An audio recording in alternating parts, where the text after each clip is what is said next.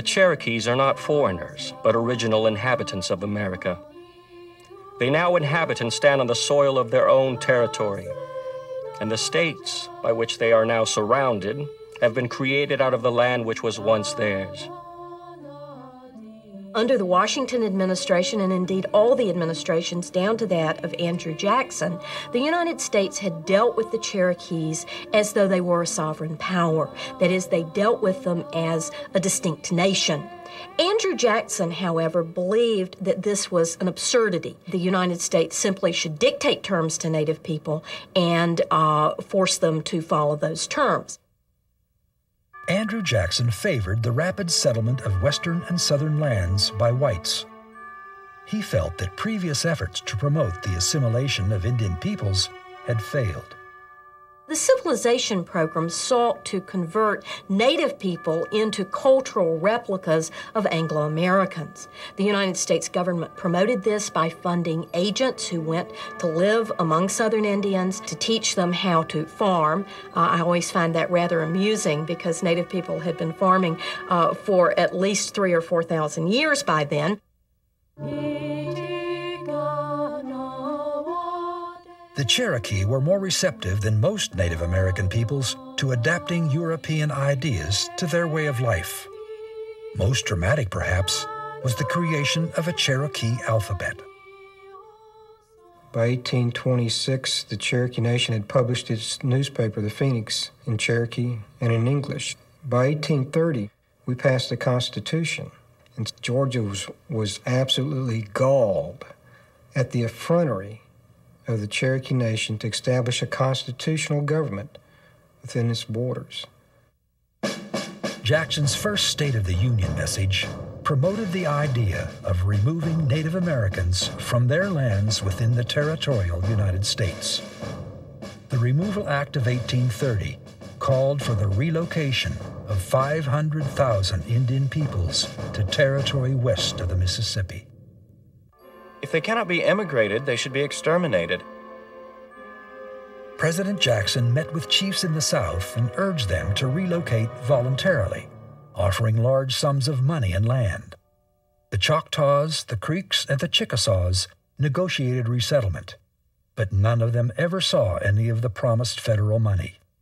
The Seminoles retreated into the swampland of Florida, where from 1835 to 1842, they fought U.S. troops. Ultimately, only a few hundred eluded death or capture. Meanwhile, the Cherokee Nation tried every available avenue to resist the removal policy. The vast majority of Cherokees did not want to go west, and the Cherokees' leadership, primarily Chief John Ross, fought very hard against removal. The wisest option was to talk, to negotiate. When that failed, they began to lobby. They had a very significant lobby through the churches, through those who wished well for the Indians in the Northeast. Ralph Waldo Emerson joined that effort and wrote some very dramatic prose objecting to the removal. They fought removal in a number of different ways, but perhaps the one that has come to the attention of historians most clearly is their fight in the Supreme Court. In 1832, Worcester versus Georgia was handed down by the Supreme Court, which recognized that the Cherokees did have sovereign rights. This was an enormously important decision because it nullified Georgia law within the Cherokee Nation. What happened, of course, was that the state of Georgia refused to obey the decision. The Georgia legislature established a lottery and began distributing Cherokee land to its own citizens. I think that Jackson's views on Indian removal were extraordinarily well known. And when the Supreme Court handed down its decision in Worcester versus Georgia, I think that most people understood that Jackson would do little to enforce the decision of the court. Consequently, when Georgia chose to ignore the decision, the United States government did nothing.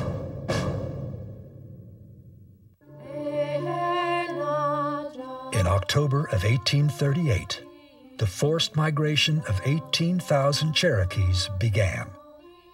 Families at dinner were startled by the sudden gleam of bayonets in the doorway and rose up to be driven with blows and oaths along the weary miles of trail that led to the stockade.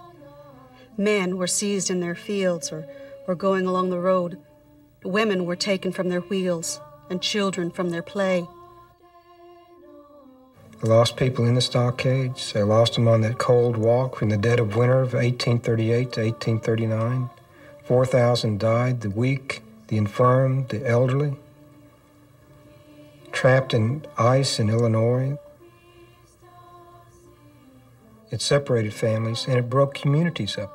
So the historic patterns of villages and families and clans was disturbed. It was a Holocaust.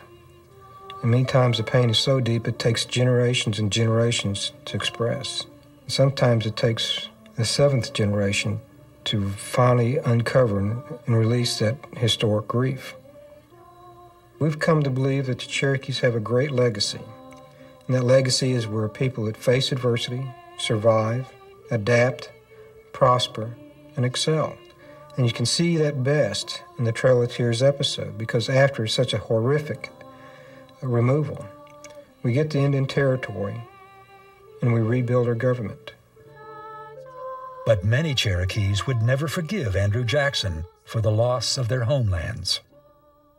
Many Cherokees registered as Republicans only because Andrew Jackson was a Democrat.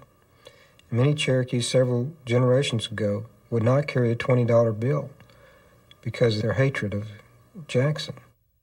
The effect of Indian removal for whites was that it was one more step toward making the United States a white man's country.